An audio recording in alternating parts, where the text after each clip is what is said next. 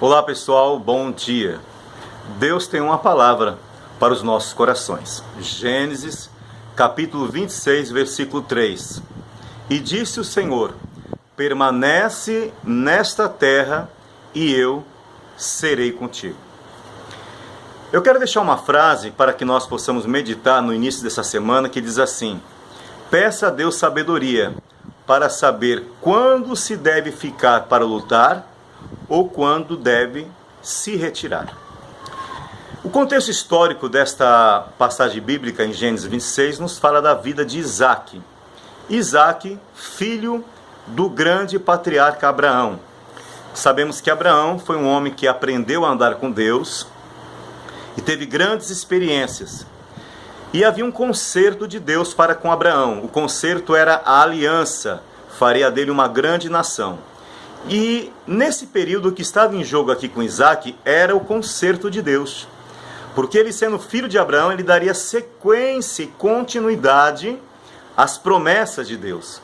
Só que não bastava ele ser filho de um homem tão conhecido, Abraão. É como eu e você. Não basta você ser alguém que tenha um sobrenome. Se você é alguém conhecido porque o seu pai é um pastor, a sua mãe é uma pastora, uma missionária, a sua irmã, ou sua tia, ou sua própria mãe é uma mulher de círculo de oração. Tudo isso é bom, é bacana, mas isso não tem tanta influência positiva. É claro que ajuda, mas não tem tanta influência positiva se você, particularmente, não manter uma aliança com Deus. Então Isaac começou a aprender a andar com Deus. E diz o texto que houve uma fome. A mesma fome que houve na época de Abraão, seu pai. E a fome alastrava a terra. E ele então intentou ir até Abimeleque, em Gerar, rei dos filisteus. E quando ele estava indo, Deus o interceptou e falou assim: não desças ao Egito, permanece nesta terra que eu serei contigo. Interessante que esta frase, eu serei contigo, ou eu te abençoarei, era uma promessa estabelecida. Se Deus havia falado assim, eu serei contigo, eu te abençoarei, ponto final. Mas nós, nos dias atuais, parece que achamos muito corriqueiro e simples uma frase como essa, como Deus está falando com você agora. Eu serei contigo. Mas nós ficamos meio que mal acostumados no meio do cristianismo, porque nós queremos uma palavra mais contundente, nós queremos que a mensagem ela seja mais extensa, de profecias. Nós buscamos, às vezes, em lugares que não seja importante, mas achamos que somente ali, como por exemplo, eu estou aguardando o congresso tal para Deus falar comigo. Deus já está falando com você. Às vezes nós nos deslocamos para lugares, não contra isso, porque eu fiz isso a minha vida inteira. Eu vou para um monte, eu vou participar de uma vigília, eu vou para um grande congresso para que Deus fale comigo. E muitas vezes você esquece o que Jesus falou: entra no seu quarto, fecha a sua porta, fale em oculto com Deus e Deus que está no oculto te responderá. Esta é a essência do cristianismo, muitas pessoas estão perdendo. E muitas vezes estão buscando a facilidade, porque a pessoa não quer muitas vezes pagar o preço. Quer ir no profeta fulano de tal, com todo respeito, para que este possa trazer uma palavra rápida e instantânea, mas tem que ser boa. Então, amados, aprenda isso. Se Deus falou, eu serei contigo, ponto final. Nós vemos aqui que ele então permaneceu naquela terra em Gerar. E quando Deus falou assim, não desças ao Egito, Egito é símbolo do mundo, do pecado, das facilidades, da promiscuidade. Deus está falando, não volte ao passado. Muitas vezes quando o problema é contundente, é crítico, você já quer jogar tudo para cima e voltar para o mundo porque o diabo sugere. Quando você estava no mundo, parece que você era cheio de dinheiro, ninguém te perseguia, você sempre estava em evidência, o carro era do ano. Olha só a sua situação. Amados, o que nós possuímos à nossa volta não nos define. O que nos define é o nosso relacionamento para com Deus. Então nós vemos aqui que Deus ele está falando com você e comigo, não desças ao Egito. Permanece nesta terra, porque eu vou te abençoar. Saiba quando você deve ficar para lutar e quando você deve se retirar, é claro. Deus vai te dar a direção. Então ele permaneceu naquele lugar, e diz o texto que naquele mesmo ano ele colheu 100 vezes mais, conforme o versículo 12. Ou seja, se ele plantou uma semente, ele colheu 100 vezes mais. Ele, naquele mesmo ano, em 12 meses, ele enriqueceu, multiplicou. E diz o versículo de número 14, tinha possessões de ovelhas, de gado, e também de muitas pessoas ao seu serviço, de maneira que os filisteus o invejavam. Se prepare para o crescimento e a prosperidade, mas se prepare mais ainda para aqueles que vão ter inveja. E a inveja é um fruto da carne, mas geralmente existe uma manifestação depois da inveja. E nós observamos no versículo 15, e todos os poços que o servo do seu pai cavaram nos seus dias, nos dias de Abraão, os filisteus tinham entulhado. Então ele ficou ali, teve que se afastar um pouco porque eles tiveram inveja, e ele foi cavar aqueles poços que no passado foi entulhado. E ele encontrou águas vivas, águas boas, mas já estava em andamento a ação da inveja. E o versículo 16, ele falou assim, que a Bíblia nos fala assim, que o rei falou: afasta-te de nós, porque você tem crescido demais. E muitas vezes as pessoas não vão suportar o crescimento na sua vida.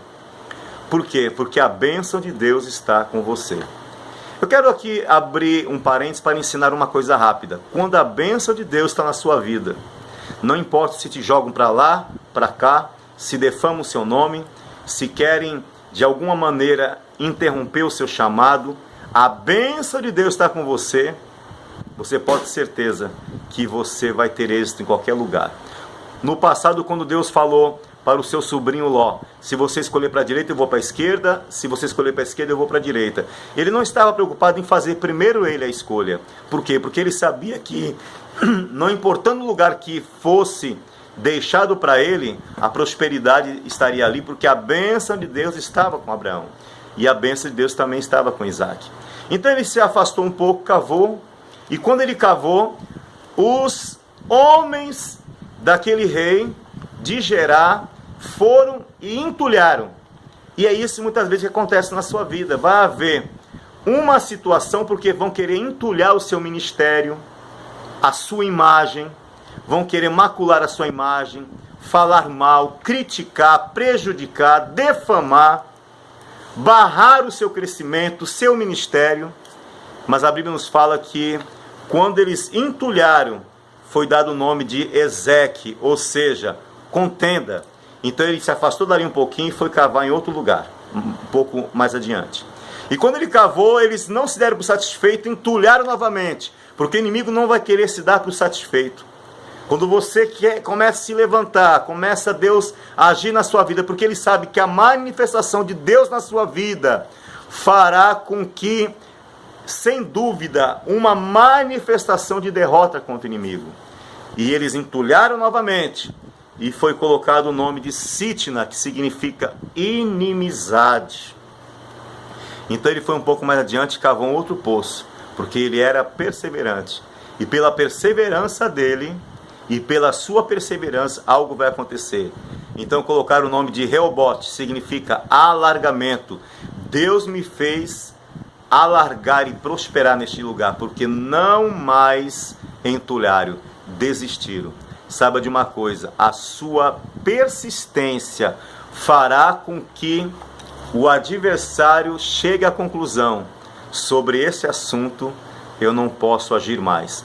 Aprenda uma coisa, um dia Deus falou para nós, numa luta muito grande que eu e minha esposa estava vivendo, e Deus falou para nós: eu vou permitir esta humilhação até o dia que eu não queira mais. E nós passamos uma humilhação 1 ano, e quando foi no cabo de 1 ano, Deus mudou o contexto da nossa história. Porque a humilhação acontece até o dia que Deus falar: basta. E quem sabe hoje é o dia do basta. Quem sabe hoje é o dia do terremoto na sua vida, e o grande milagre vai acontecer. Mas Deus está esperando Qual atitude você vai tomar? Se Deus está falando, permanece que eu vou te abençoar, faça isso. A Bíblia nos fala então que ele prosperou. E lá no capítulo 26, eu quero ler aqui na Bíblia, o versículo de número 12. E apareceu o Senhor naquela mesma noite, ou seja, quando ele cavou aquele poço e colocou Reobote, e disse: eu sou o Senhor Deus de Abraão, teu pai, não temas, porque eu serei contigo. Mais uma vez Deus fala, eu serei contigo, e abençoar-te-ei, e multiplicarei a tua semente, por amor de Abraão, o meu servo. Então ele edificou ali um altar, invocou o nome do Senhor, e armou ali a sua tenda, e os servos de Isaques cavaram ali poço. Amado, nós vemos ali que ele se estabeleceu, Deus se apresentou mais uma vez, porque viu a obediência, a permanência dele, e Deus estabeleceu uma promessa: por amor do meu servo Abraão, eu vou te abençoar, porque o que estava em jogo era o conserto. Para finalizar essa mensagem, eu quero deixar uma palavra para você dizendo o seguinte: peça a Deus sabedoria para saber quando se retirar e quando deve ficar para lutar. Ao invés de dar início a um conflito, a uma contenda, uma discórdia, tenha um comportamento de pacificador, porque os pacificadores, eles serão abençoados. Que Deus possa te dar direção neste momento do que você está vivendo. Eu vou orar por você. Senhor Deus e Pai, eu oro pela vida dos meus irmãos que estão agora enfrentando conflitos.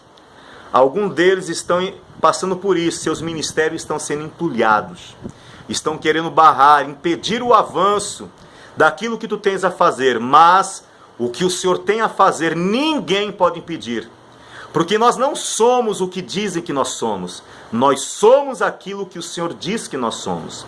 Então abençoe a vida de cada irmão, Senhor, e dá direção no que cada um deve fazer. Eu oro pedindo a tua bênção, em o nome de Jesus. Amém. Ouça essa mensagem, compartilhe com seus amigos e colegas, porque outras pessoas poderão estar precisando. No YouTube, PRJ Motivações, ou no nosso Face, Juveraldo Jorge, PRJ Motivações. Tenha um bom dia, um ótimo início de semana neste domingo, dia 2. Que Deus abençoe a sua vida e toda a sua família, em nome de Jesus. Amém.